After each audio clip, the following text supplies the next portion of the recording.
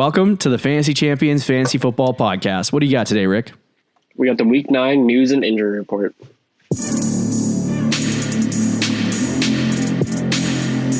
Welcome to the Fantasy Champions Fantasy Football Podcast.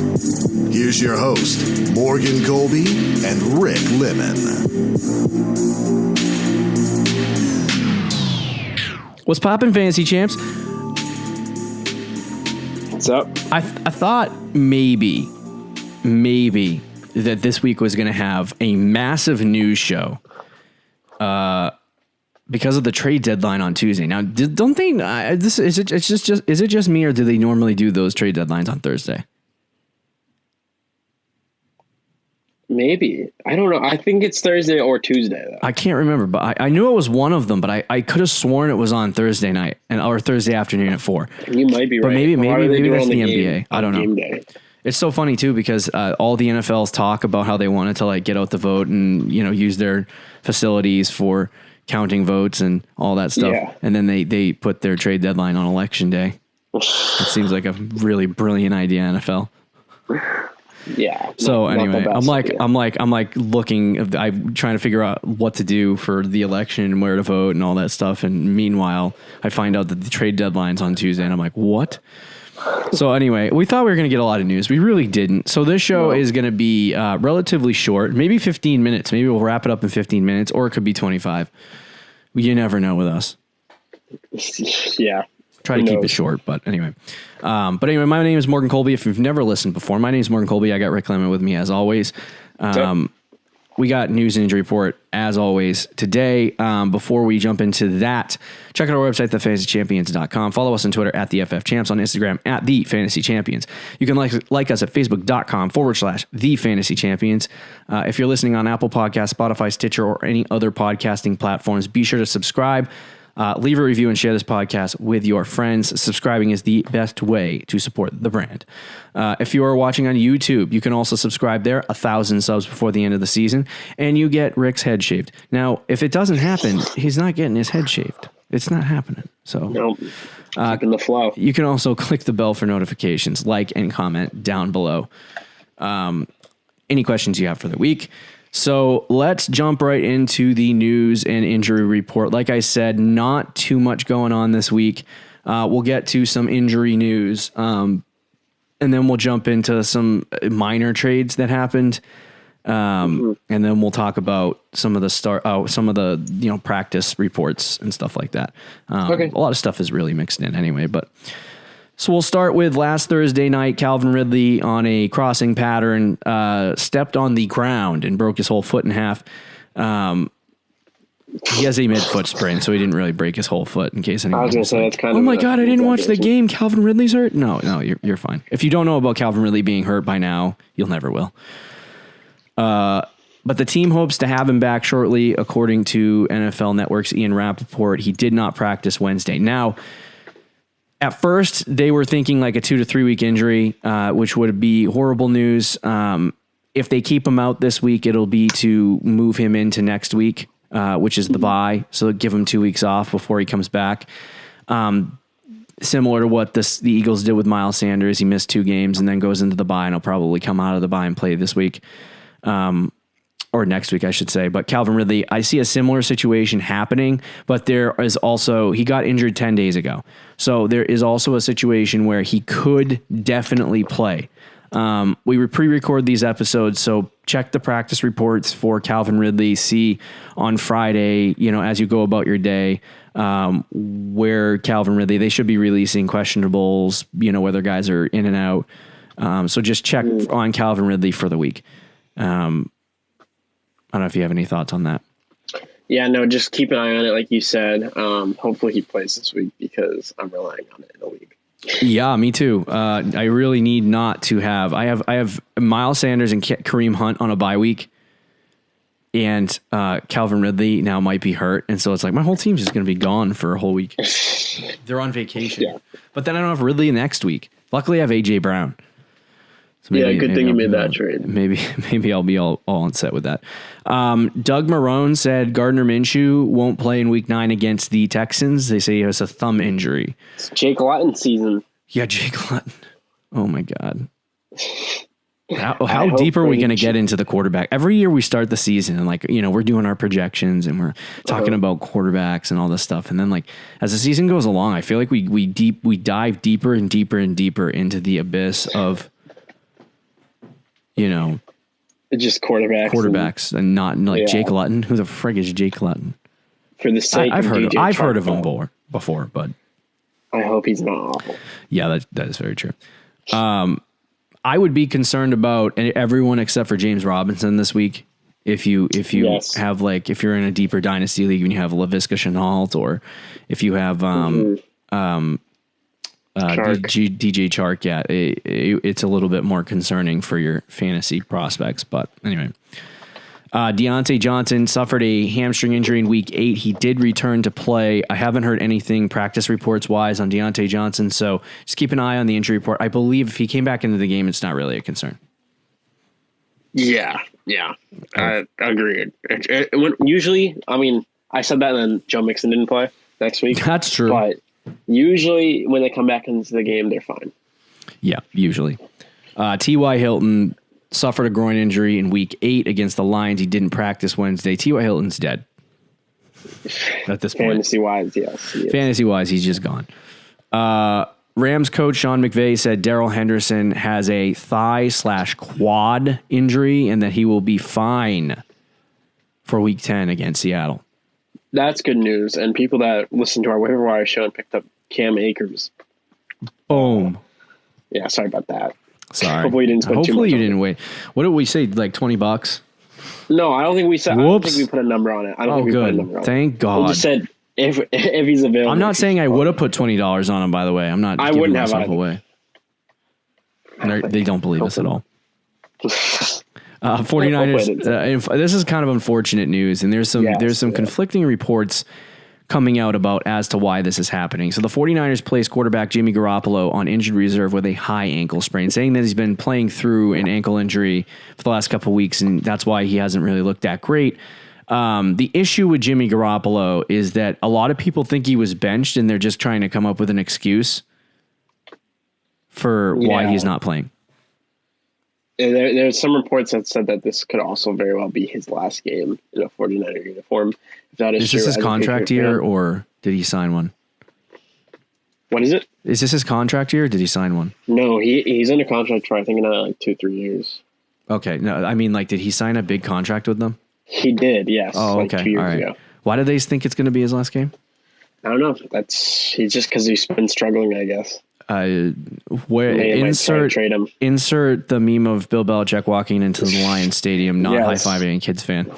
With the Stone Cold Steve Austin music. Yeah, totally. The 49ers coach Kyle Shanahan also said George Kittle he had a foot injury and he's facing an 8-week recovery from that foot injury. Tough. So Kittle, we talked about this earlier this week. Kittle is going to be OTC or OTS essentially for your fantasy season. I would safely drop George Kittle. Okay. Just because unless you're a 17-week, it's just not worth keeping him at this point. You think he could make he might make an early recovery, 5-6 weeks, but what do you really want to start an injured George Kittle in your fantasy championship? Probably. Considering what other tight ends there are. Yeah, that's true. Yeah, I don't know. I would just I do agree with you, though. He's just droppable at this point. Yeah, he's droppable. Cardinals head coach Cliff Kingsbury said Kenyon Drake's ankle injury isn't as severe as he first believed. And I don't like Cliff Kingsbury at all. He's so vague. Why are you going to be so vague, bro? He is. He got injured. Okay. It's an ankle injury. Okay. It's not as serious as I thought it was going to be. Okay. So what about the ankle injury? Oh, just that. Cliff. But thanks. Thanks for no information. Yeah, I mean, I'm at this point, Kenyon Drake, especially with Edmonds playing as well as he did with the absence of Kenyon Drake, it does look as though Kenyon Drake is probably going to be worthless at this point. We'll see this week how Chase Edmonds plays. We obviously put him as a start, but with Kenyon Drake in the lineup, it's a 50-50 split at this point, and Drake has not looked great. Yeah, he really hasn't looked great. And the way Chase Edmonds has been, like you were saying, I think it's best just to give it a week and let him heal up. Right. The NFL Network's Ian Rappaport reports Kenny Galladay is not going to play Week 9 against the Vikings. You know, I love Kenny Galladay. We both do. The amount of injuries that he goes through last year and this year is just it's crazy. And at this point, I don't even know if I love Kenny Galladay, but it's getting annoying at this point. It is getting very annoying and very frustrating. But on the bright side, if you have Kenny Galladay and he was playing this week, there is other news coming out of the and I'll skip down to it. Where are you? There's other news coming out of Carolina, out of Detroit, and it's that Lions placed Matt Stafford again, I believe, on the reserve/COVID list, which means he probably won't play this week. Yep. Which means that if you had to start Kenny Galladay, lucky you. You don't have to anymore. You don't have to anymore, and you don't even have to worry about making the decision. That's the plus side. See, you always got to look on the bright side of things. Do you want to start any Lions players this week? No, would Swift? No, probably not. Yeah. Peterson in a revenge game against the Vikings? I mean, that didn't work that well for Bell. No. Yeah. Gross. It's gross. I don't think so. The Colts coach, Frank Reich, said Jonathan Taylor is dealing with a little bit of an injury, an ankle injury. So, you know what? You know what's interesting about this is I think that, like, JT... Man, after Sunday, there was a lot of you texted me and you're like, did they bench JT? And I was like, yeah. I was like, yeah, he hasn't had a touch in a whole quarter. Jonathan Taylor coming out of the bye week, he looked bad. Usually players in their rookie seasons come out of their bye weeks and the team tries to figure some things out and they go rely on that player fully. And it looked like they were doing that in the first half.